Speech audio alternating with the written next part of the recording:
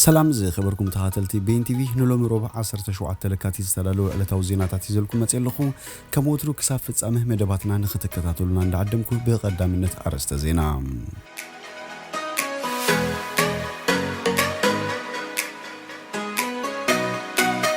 ኣብ ኢትዮጵያ ሓደ ካብ ተቃዋሚ ሰልፊ ዝኾነ ፖለቲከኛ ተቀቲሉ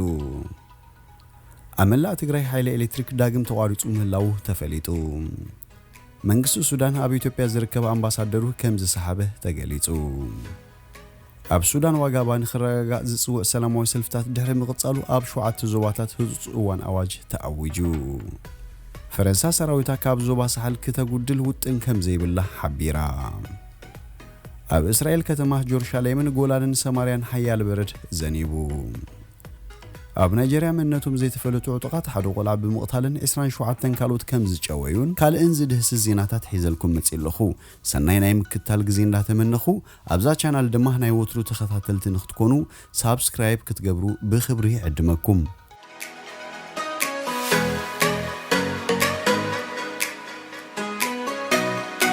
ኣብ ኢትዮጵያ ሓደ ካብ ተቃዋሚ ሰልፊ ዝኾነ ፖለቲከኛ ተቀቲሉ ኣብ ኢትዮጵያ ክልል ኦሮሞ ኣብ ከተማ ቢሹፍቱ ኣብ ዝርከብ ሓደ ከባቢ ንሓደ ተቃዋሚ ሰልፊ ዝወከለ ፖለቲከኛ ከም ዝተቀተለ ተሓቢሩ እቲ ኣባል ማሕበር ዜጋታት ኢትዮጵያ ኣባል ሰልፊ ዝኾነ ግርማ ሞጎስ ተባለ ሰብ ኣድኣና ዝተባለ ከባቢ ኣብ ወንበር ምርጫ መንባሩ እቲ ሰልፊ መንገዲ ፌስቡክ ኣብ ዘመሓላለፉ ሓበሬታ ጠቂሱ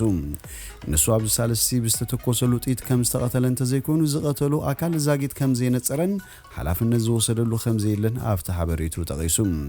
ኣብ ኢትዮጵያ ምስ ዘሎ ናይ ብሔር ግጭታት መዓልታዊ ዘጋጥም ቅትለት ሰባት ንቡር ተርዮ እንዳኾነ ክመጽእ ጀሚሩ ይርከብ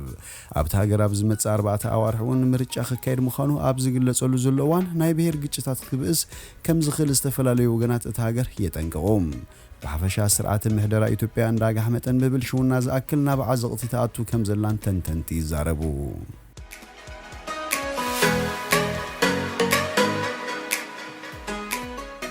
ኣመላ ትግራይ ኃይለ ኤሌክትሪክ ዳግም ተቋሪጹ ምህላው ተፈሊጡ እቲ ኣብ ከባቢ ዓዲው ጉደም ዝተባለ ከባቢ ኃይለ ኤሌክትሪክ ካብቲ ማለም ሸት ጀሚሩ ጠፊኡ መንባሩ ነበርቲ ናይቲ ክልል ኣረጋጊጾም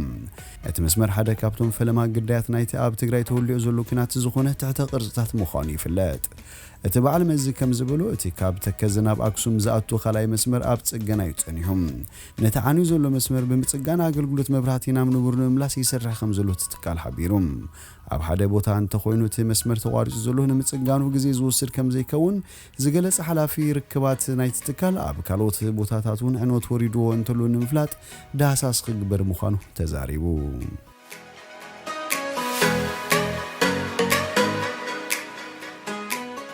መንግስቱ ሱዳን ኣብ ኢትዮጵያ ዝርከብ አምባሳደሩ ከም ዝሰሓበ ተገሊጹ ሱዳን ኣብ መንጎ ክልቴን ሃገራት ዘሎ እዋናዊ ምዕባለታት ብዝምልከት ኣብ ኢትዮጵያ ዝርከብ አምባሳደራ ከም ዝሰሓበት ሓደ ወሃብ ቃል ሚኒስትር ጉዳያት ወጻኢ ሱዳን ብረቡዕ ንሮይተርስ ሓቢሩ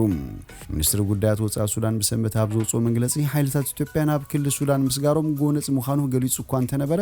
እቲ ወሃብ ቃል ብዛዕባ እዚ ምስሓብ አምባሳደሩ ሱዳን ኢትዮጵያ ድሕሪ ምኽሳሳ ሓደ መዓልቲ ጽንሑ ተፈጺሙ ወሃብ ቃል ሚኒስትር ጉዳያት ወጻኢ ኢትዮጵያ ዲና ሙፍቲን ሚኒስትር ጉዳያት ወጻኢ ሬድዋን ሁሴን ድሕሪ ፍጻመ ሰንበት ሐሳብ ንመሃብና ማዕከን ዜና ኣይተቀልቀሉን ኣመንጎ ሱዳንን ኢትዮጵያን ብዶብ ዝተወልዐ ግጭት እናረጋ ብዝመጽሉ ዘሎ እዋን ክልቴን ሃገራት ብዘይካቲ ሰራዊት ኣብ ዘሰሓብ ዶብ ምጉራት ኣብ ጽዑቕ ዲፕሎማስያዊ ክርክርን ዝርከባ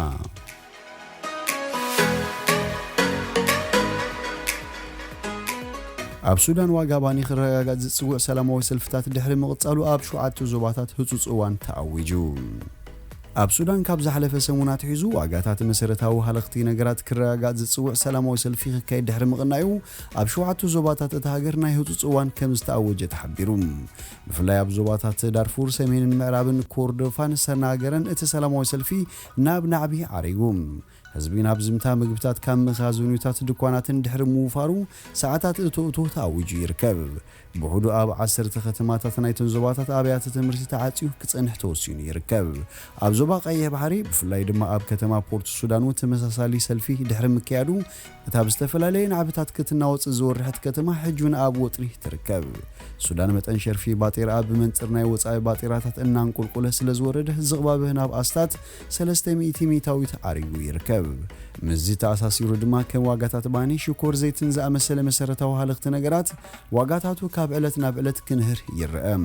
እዚ ምስ ወሰኽ ዋጋታት መሰረታዊ ሃለኽቲ ነገራት ተታሒዙ ዝረአ ዘሎ ህዝባዊ ተቃውሞታት ተደናገጽቲ ስርዓት አልበሽር ይጓሃርዎ ከም ዘለዉ ግዛዊ መንግስቲ ዝወቅስ ህዝቢ ሱዳን ስርዓት በሽር ኣብ ዝኣለየሉ እዋን ከም መበገሲ እቲ ተቃውሞ ዝለዓሉ ጉዳይ ናህረ ዋጋታት መሰረታዊ ሃለኽቲ ነገራት እኳ እንተኾነ እቲ ስርዓት ካብ ዝእለ ካልኣይ ዓመቱ ተቃሪቡ ዝመጽእ ለውጢ ግን የለን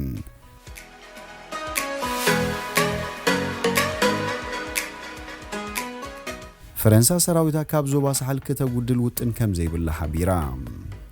بريزيدنت ماكرون مسمرحتي بوركينا فاسو تشاد مالي ماوريتانيان نيجرن دحري زكايدو اخيبايو ات مغلص يبوم ابزوبا ساحل سهرا لالي حموشه وتادرات فرنسا ابتي انصار اسلاماويان اطقات زكايد سرحيتات كساتفو صنحميم سراويت فرنسا لالي شمونت عمت اب معرب افريقيا وتادراو سرحيت خغبرو كم صنحون كساب حج دما 55 وتادرات كم استقتلون يفلات بريزيدنت ماكرون كابتي زوبا كوص دليت والا كو انتلو حيال سراويت كابتي زوبا كوص ግን حساب يبلون እቲ ፕሬዝዳንት አንጻር ጅሃዳውያን ኃይልታት ኣብ ዝተገበረ ቃልሲ ዓውታት ከም ዝተጎናጸፈ ገሊጹም እንተኾነ ኣብቲ ዞባ ንጥፈታት ጅሃዳውያን ግብረ ሽበራዊ መጥቃዕታትን መመሊሱ ሂዛይድ ከም ዘሎ ይዝግለጽ እቲ ዞባ ብደርቂ ድኽነት ሽቕለት ኣልቦነት ብልሽውና ዝተጠቕዕ ብምዃኑን ኣብ ገሊኡን ካብ መንግስታዊ ቁጽር ወጻኢ ዝኾነ ሰፊሕ ቦታ በቶም ጅሃዳውያን ተባሂቱ ከም ዘሎን ጸብጸባት ይሕብሩ ኣብቲ ከባቢ ዝርከብ ዓብላሊ እስላማዊ ጉጅለ ጂሃደቲ ምስ አልቃይዳ ምትእሳር ዘሎ ጃሚዓ አቱ ኑስራት አልኢስላም ወል ሙስሊም ዝበሃል ኣብዚ ዓመት ዝጉጅለ ምስ አይሲሲ ጽኑዕ ምትእሳር ዘሎ ኣምድሪ ሳላ ዝንቀሳቀስ ኃይሊ ብዙሕ ግዜ ተዋጊኡ ዞባ ሳህል ሰሃራ አፍሪካ በመጥቃዕታት ጅሃዳውያን ኃይልታት ግዳይ ካብ ዝኸውን ዓመታት አውጽኡ ይርከብ ብሰንከት ያብቲ ዞባ ዝካየድ መጥቃዕቲ ሃገራት ማሊ ቡርኪና ፋሶ ጫድ ኒጀር ማውሪታንያን ቡርኪና ፋሶ ነዚ መጥቃዕታት ንምብዳህ ሓበራዊ ወታደራዊ ኃይሊ መስሪተን ኣለዋ فرنساون ኣብ 2013 ምስተን ሃገራት ተጸሚራ ፈረንሳ ወታደራዊ ደገፍ ንምሃብ ኣብቲ ዞባ ከም ዝኣትወትን ወታደራት ማሊ ድማ ብሓገዝ ፈረንሳ ገለ ከባቢታት ማሊ ካብ ኢድ ጅሃዳውያን ከም ዝመለሱ ይፍለጥ እንተኾነ ግን እቲ ጸጥታው ዘይምርጋእ መሊሱ ከም ዝባሰነ ትጎንፂና ኣብ ካልኦት ሃገራት ከም ዘስፋሕፍሕን ጸብጻባት ይሕብሩ ፈረንሳ ልዕሊ 5000 ወታደራት ኣብቲ ዞባ ብምውፋር ንሃገራት ማሊ ቡርኪና ፋሶ ጫድ ማሊ ኒጀርን ተሕግዝያ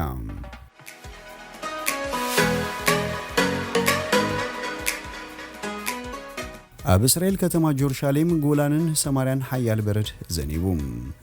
ሎሚ ረቡዕ ድሕሪ ቀትሪ ኣብ ኢየሩሳሌም ከቢድ ዝኾነ በረድ ሃሪሞም እቲ ካብቲ ማለም ሸታት ሒዙ በረድ ብምህራሙ ኩሉቲ ናብ ከተማ ጀሩሳሌም ዘእቱ መንገድታት ተዓጽዩ ይርከብ ኣብ ዝሓለፈ መዓልቲ ኣብ ሰሜንን ኣብ ማእከላይ ሃገር ንጉዳን ሓያል ዝናብ ብምባሩን ብርቱዕ ነፋስ ኣብ መላእቲ ሃገር ይነፍስ ብምህላው ኣብ ደቡብ ሃገር ሓደገኛ ኩነታት ኣየር ከም ዘሎ በዓል መዝፍሊጡም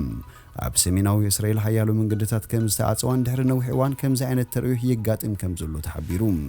ኪላታት ሜትሮሎጂ ከም ዝሓበሩ ክሳብ ዓርቢ በረድ ዝተሓወሱ ዝናብን ሓያል ነፋስን ከም ዝህልው ኣጠንቂቖም ይርከቡ ክሳብ ሕጂ እንተወሓደ 9 መስመራት መጓዓዝያ ክዕጽዋን ከልዋ መእተዊ ከተማ ሳፋዱን ንመኻይን ተዓጽዩ እታ ከተማ ተዓጽያ ዝበለ ከንቲባ ሳፋድ ኢላን ሹሃት እቶም ነበርቲ ካብቲ ገዛ ከይወጹ ጻውዒት ኣቕሪቡ ይርከብ ፖሊስ ተሃገሩን ህዝቢ በሰሜናዊ መንገድታት ካብ መጓዓዝ ቁጠብን ኣድላይ ዘይኮነ ናብቲ ከባቢ ዝግበር ጉዕዞታት ደው ንኸብልዎን ማዕከን ዜናት ሃገር ዋይኔት ኣፍሊጣ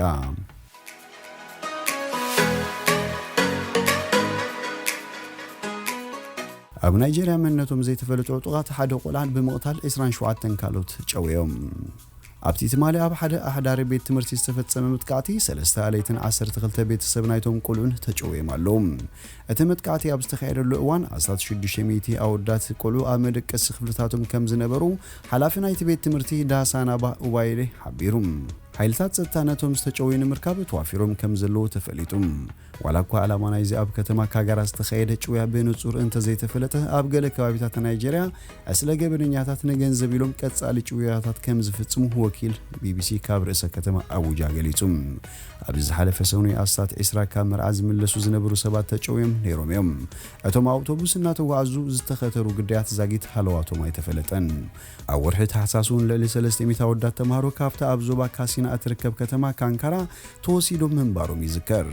نستوم عطوات الدحريس تجبره الزبجن دحيرهم تفتحهم أبزنا حجي متكعت جن أتوم عطوات وتدرو كلان بملباس قبل التي بمنجستي زم حدر أحد هربيت تمرتينة متكعتي كم زفت سمو أقل قلت زينة AFP نمجتات ستة بمتكعس سبتيبوم بنفرتي استرجفوا تدرات منجستي نتوم جويتي نمهدان توافيرهم كم زلو أتأقل قلت زينة حبيرهم قال كابتوم سجوي يقولوا كاب إدنا يتوم عطوات بمهداب نابت أشياء تحبيهم دحر متصنح يملسوا خم زلو حلافنا يتبيت تمرتي قاليزوم بريزيدنت نيجيريا موهومادا بوهيري نتي متكعتي ناي فرحات كبل بمقلاص نتي ناي مدحان امام المسلات حدا باز حيلታት ጸጥታ ዝቆመ ጉጅለ ኣዋፊሩ ምህላው ገሊጹም እቲ ፕሬዝዳንት ነቲ ኣብታ ሃገር ዘሎ ስእነት ጸጥታ መፍትሒ ክረኽበሉ ሓያል ጸቕጢ ክግበረሉ ምጽንሑ ይፍለጥ እቲ እስላማውያን ዕጡቃት ኣብ ሰሜናዊ ክፋል ብቐጻሊ ዝፍጽሙ ይኹን ነቲ ኣብቲ ደቡባዊ ክፋል ኣብ ልዕሊ ትካላት ነዳዲ ዝካየድ መጥቃዕታት ነቲ ሃገር ከቢድ ናይ ጸጥታ ስጋት ኮይኑዋ ይርከብ